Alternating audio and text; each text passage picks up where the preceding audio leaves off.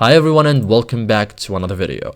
So if you are tired of guessing how much battery you have left and want to see the exact percentage at all times, turning on battery percentage is the solution. In iPhone settings 2026, Apple lets you display the battery percentage clearly in the status bar and other battery views. Okay, so in this guide I will show you step by step how to turn on battery percentage on your iPhone in 2026 like a pro. Okay, so follow me. Now go to settings. Okay, tap settings, look for, scroll down until you find battery. So it is here. Tap battery.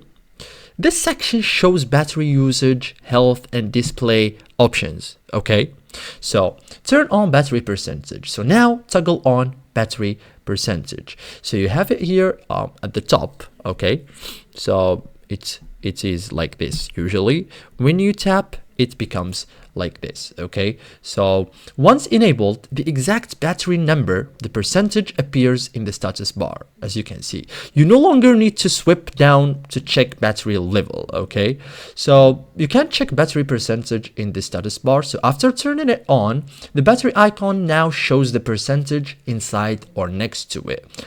Updates in real time as battery drains or charges.